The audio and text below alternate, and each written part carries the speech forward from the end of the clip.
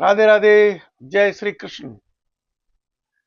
This video of mine has an option of choosing captions and subtitles in English language also। तो मित्रों, आज हम अपने आध्यात्मिक यात्रा का 60वां एपिसोड देख रहे हैं। तो इस एपिसोड में हम गीता पर ही चर्चा करेंगे। आज हम अध्याय नंबर 9 पर चर्चा करेंगे। तो अध्याय नंबर 9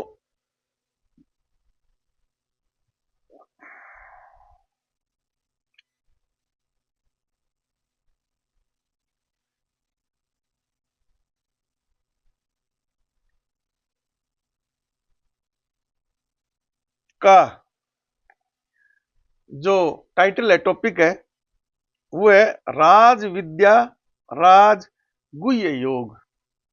राज विद्या राज गुह्य योग। तो इस अध्याय नंबर 9 में हम इसका प्रारंभ करते हैं।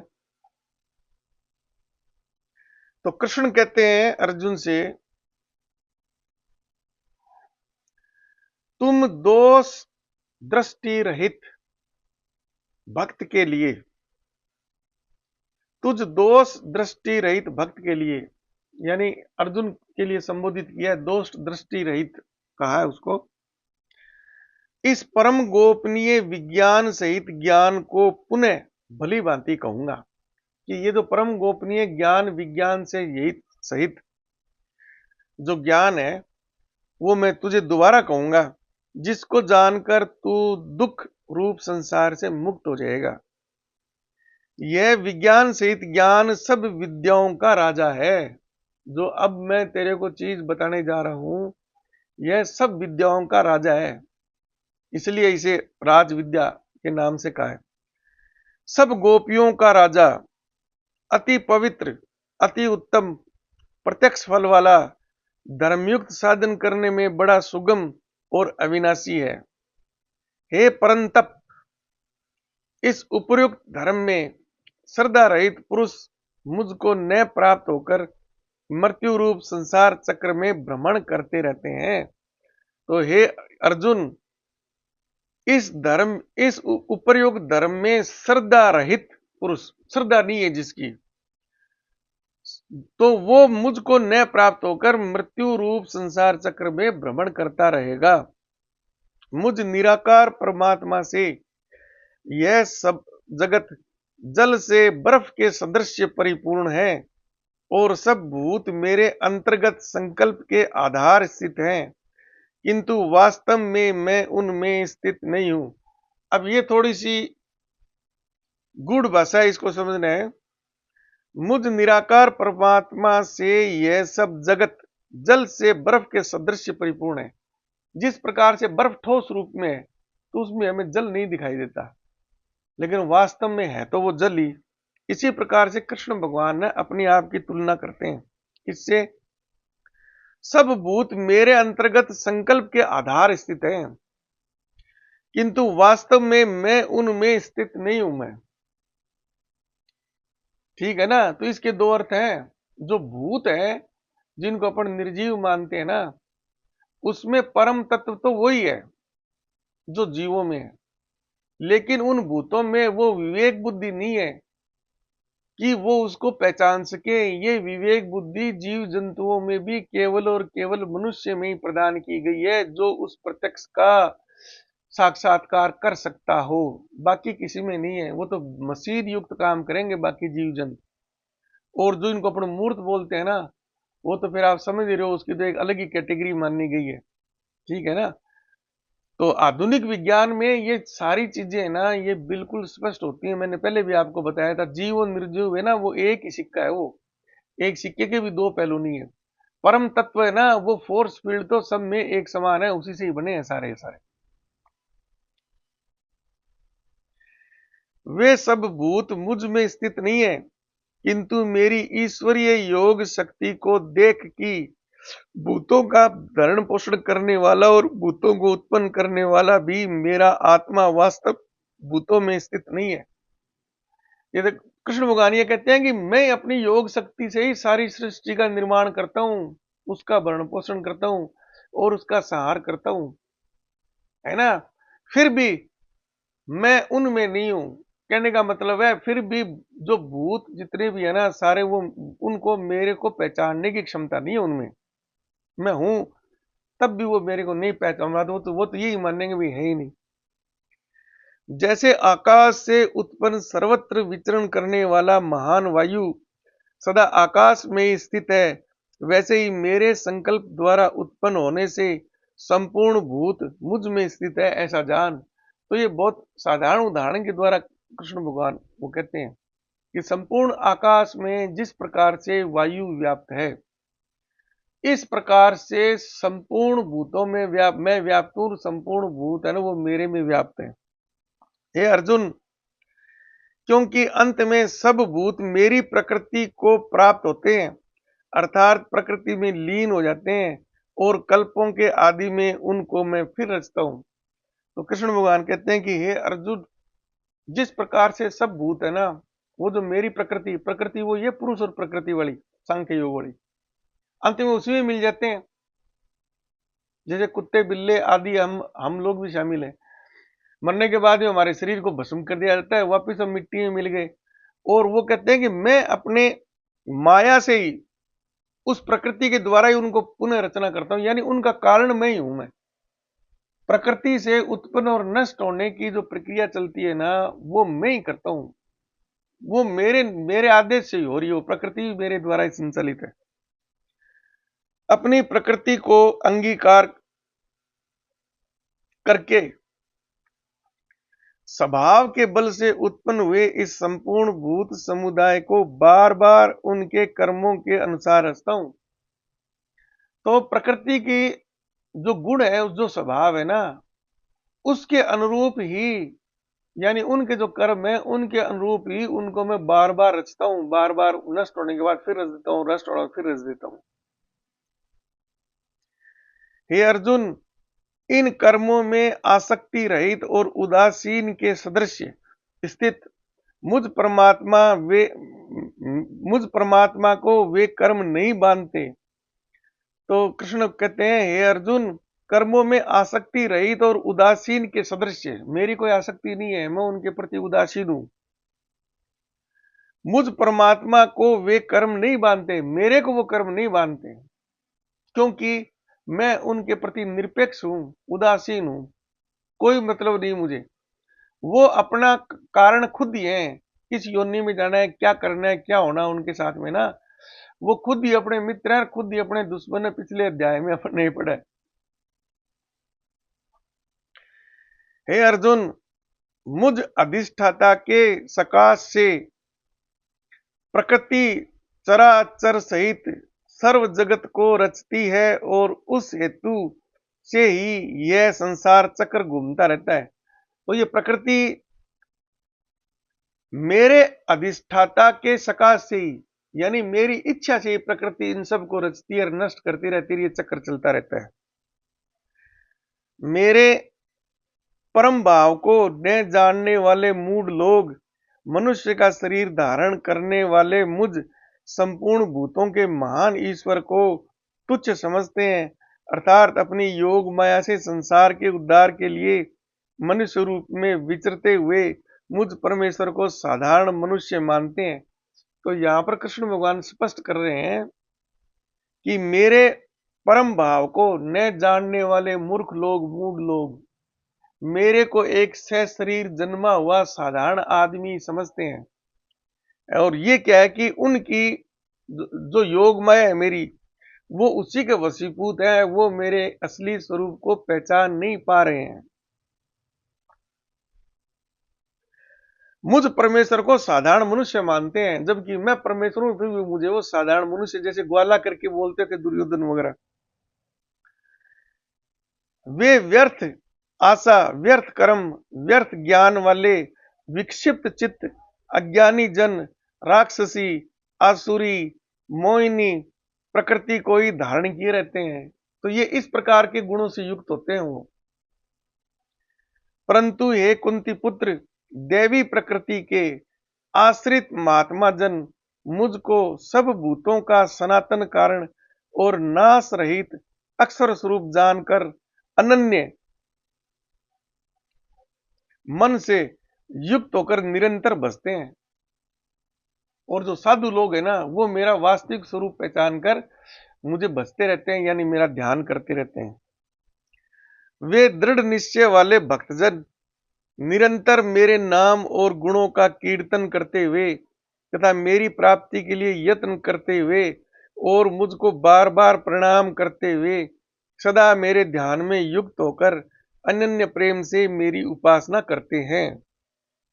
दूसरे ज्ञान योगी मुझ निर्गुण निराकार ब्रह्म का ज्ञान यज्ञ के द्वारा अभिन्न भाव से पूजन करते हुए भी मेरी उपासना करते हैं और दूसरे मनुष्य बहुत प्रकार से स्थित मुझ विराट रूप परमेश्वर की पृथक भावना से उपासना करते हैं। तो वो अपनी अपनी जिस भी योग साधना से मुझे प्राप्त करते हैं ना, तो जो मुझे प्राप्त करने का प्रयत्न करते हैं, वो उसी भावना से ही मुझे बसते हैं। अब कृष्ण भगवान अपनी विशेषताएं बता रहे हैं, यानी मेरे में क्या क्या विशेषताएं हैं। कृत मैं हूं, यज्ञ में हूं, स्वदा में हूं, औषधि में हूं, मंत्र में हूं, धृत में हूं, अग्नि में हूं और हवन रूप क्रिया भी मैं ही हूं। अब यहां पर इनके अर्थ समझने आपको। कृत, यज्ञ, स्वदा, औषधि, ये वो द्रव्य पदार्थ हैं जो हवन के समय हम अग्नि के आहूत करते हैं और मंत्रों का उच्चारण करते हैं। घृत यानी घी और अग्नि, तो कृष्ण भगवान कहते हैं कृत भी मैं हूं, यज्ञ भी मैं हूं, स्वदा भी मैं हूं, औषधि मैं ही हूं, मंत्र भी मैं हूं, धृत यानी घी भी मैं हूं, अग्नि भी मैं हूं और हवन क्रिया भी मैं ही हूं। जो हवन की पूरी प्रक्रिया है ना, उसमें कृष्ण भगवान ने अपने आप को कहां कहां बताया, किस प्रकार से बताया, सब मैं ही हूं। इस संपूर्ण जगत का दाता अर्थात धारण करने वाला एवं कर्मों के फल को देने वाला पिता माता पितामह जानने योग्य पवित्र ओंकार, ओंकार भी मैं हूं, माता पिता इत्यादि देने वाला सब, तथा ऋग्वेद सामवेद और यजुर्वेद भी मैं हूं, प्राप्त होने योग्य परम धाम भरण पोषण करने वाला सबका स्वामी, शुभ शुभ अशुभ को देने वाला सबका वास स्थान, शरण लेने योग्य, प्रत्युपकार न चाकर हित करने वाला। प्रत्युपकार यानी अगर मैं किसी पर उपकार करता हूं तो मैं उसका प्रतिफल नहीं चाहता, उसके बदले में कुछ नहीं चाहता, है ना। जैसे बहुत लोग दान दे देते हैं, लेकिन उस दान के साथ में कोई करते हैं इतना दान दे दिया हमें इतना पुण्य मिल जाए, तो वो भी निष्काम कर्म नहीं है। वो प्रत्युपकार, उपकार करने के उसकी फल या इच्छा मत मत रखो कुछ भी। इस प्रकार से धीरे धीरे निष्काम कर्म आपको समझ में आएगा। सब काम आपको बिल्कुल निस्वार्थ भावना से करने हैं, तब परम धाम यानी परमात्मा से विलीन होंगे, तब मोक्ष मिलेगी। हल्का सा भी अपने फल की इच्छा कर ली ना, तो स्वर्ग मिल सकता है, ब्रह्म लोक मिल सकता है, लेकिन वो जीवन मृत्यु के चक्कर से पीछा नहीं छूटेगा।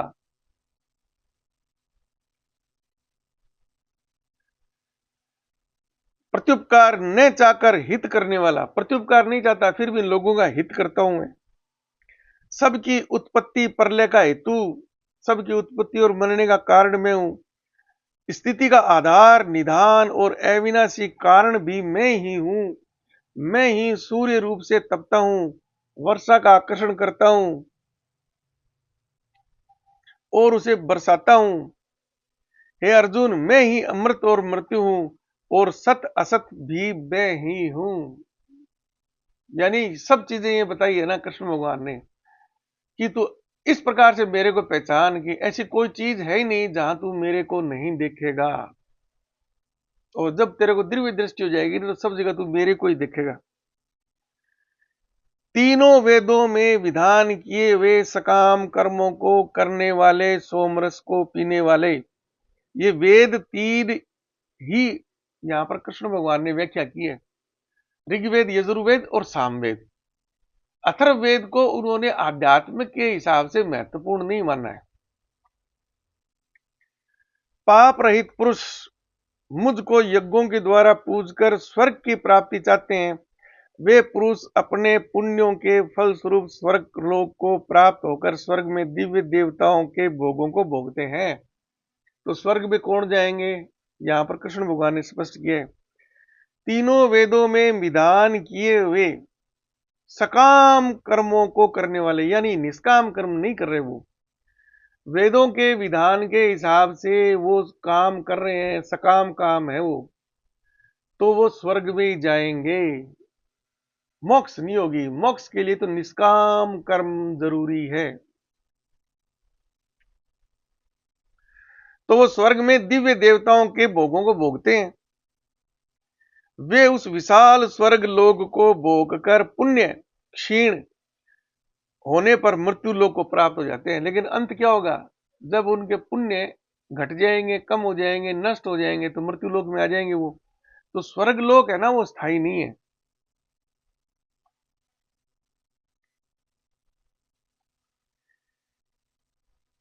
इस प्रकार स्वर्ग के साधन रूप तीनों वेदों में कहे हुए सकाम कर्म का आश्रय लेने वाले और भोगों की कामना करने वाले पुरुष बार बार आवागमन को प्राप्त होते हैं, अर्थात पुण्य के प्रभाव से स्वर्ग में जाते हैं और पुण्य क्षीण होने पर मृत्यु लोक में आ जाते हैं।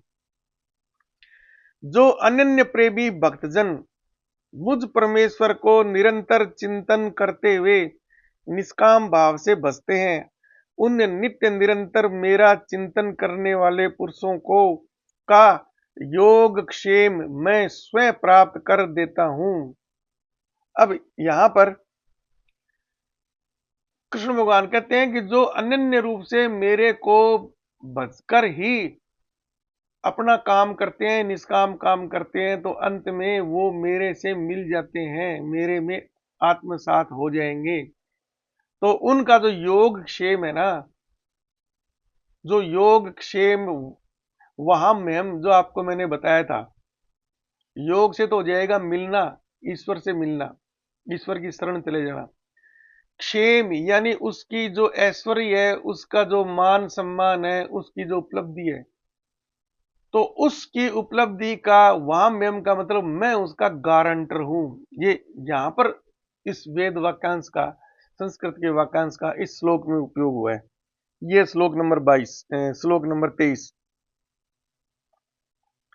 श्लोक नंबर 22 में ये, हे अर्जुन, यद्यपि श्रद्धा से युक्त जो सकाम भक्त दूसरे देवताओं को पूजते हैं, वो भी मुझको ही पूजते हैं, किंतु उनका वह पूजन अवधि परक अर्थात अवधि पूर्व अविधि पूर्वक अर्थात अज्ञान पूर्वक है।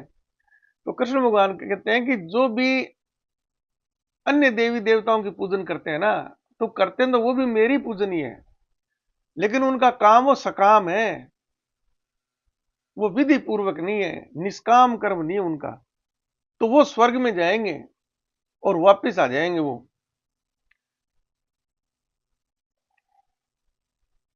क्योंकि संपूर्ण यज्ञों का भोक्ता और स्वामी भी मैं ही हूं, परंतु वे मुझ परमेश्वर को तत्व से नहीं जानते, इसी से गिरते हैं अर्थात पुनर्जन्म को प्राप्त होते हैं। तो जो अन्य देवताओं की उपासना करते हैं ना, वो सकाम कर्म करते हैं। दैनिक जीवन में आप देख भी लो, हम स्वामणी बोल देते हैं, बालाजी की स्वामणी बोल दी, वो उसका पाठ करवा दिया, घर में बच्चा पैदा होगा तो सुंदरकांड का प्रवाह वो करवा दिया, सारे सकाम है ये। तो ये क्या है कि स्वर्ग में जाएंगे और वापिस आ जाएंगे, अपने पुण्यों का जो फल जिस दिन समाप्त होएगा वापिस आ जाएंगे वो।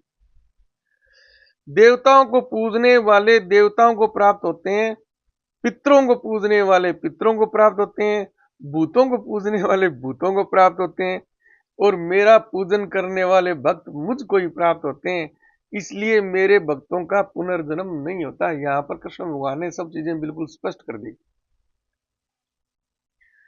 जो कोई भक्त मेरे लिए प्रेम से पत्र पुष्प फल जल आदि अर्पण करता है, उस शुद्ध बुद्धि निष्काम प्रेमी भक्त का प्रेम पूर्वक अर्पण किया हुआ वह पत्र पुष्पादि मैं सगुण रूप से प्रकट होकर प्रीति सहित खाता हूं।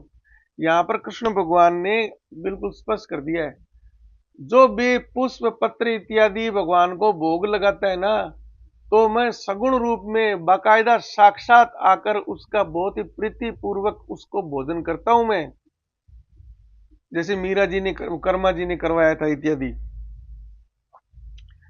प्रीति सहित खाता हूं, खाता शब्द लिखा हुआ है। हे अर्जुन, तू जो कर्म करता है, जो खाता है, जो हवन करता है, जो दान देता है, जो तप करता है, वह सब मेरे अर्पण कर। इस प्रकार जिसमें समस्त कर्म मुझ भगवान के अर्पण होते हैं, ऐसे संन्यास योग से युक्त चित्त वाला तू शुभ अशुभ फल रूप कर्म बंधन से मुक्त हो जाएगा और उनसे मुक्त होकर मुझको ही प्राप्त होगा। मैं सब भूतों में समभाव से व्यापक हूं, न कोई मेरा अप्रिय है और न प्रिय, परंतु जो भक्त मुझको प्रेम से भजते हैं वे मुझ में और मैं भी उनके प्रत्यक्ष प्रकट हूं। यदि कोई अतिशय दुराचारी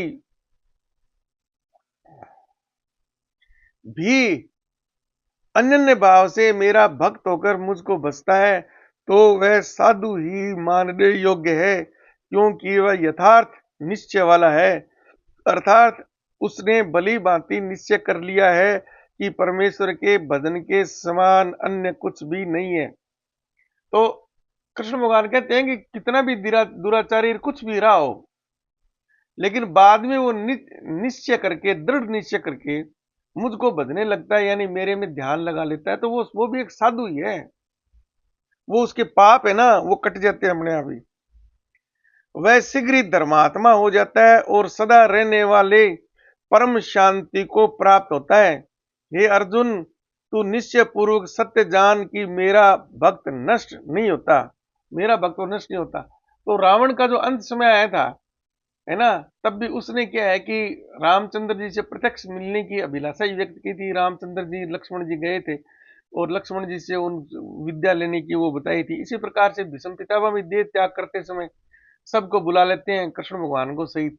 तब अर्जुन को भी वो साथ लेके जाते हैं, क्या नाम, भीष्म पितामह अपना जो भी उपदेश अर्जुन को देते हैं, है ना। तो वो सब ब्रह्म ज्ञानी थे, उनको पता था। तो उनको पता था भी जो कर्म तुमने पहले पाप इत्यादि रावण ने, भीष्म पितामह ने जो भी अनैतिक की थी अपनी प्रतिज्ञा इत्यादि लेकर, जो उनका जो कर्म योग था उसके हिसाब से, तो उन्होंने उसका कष्ट भोग लिया। कष्ट भोगने के बाद में उत्तर पात्र हो गए, बस वो फिर वो निष्काम हो गए। उनका जो कामना थी वो यही सारी नष्ट हो गई। तो उनको वही है, ब्रह्मलोक के वो सारे वो थे अधिकारी।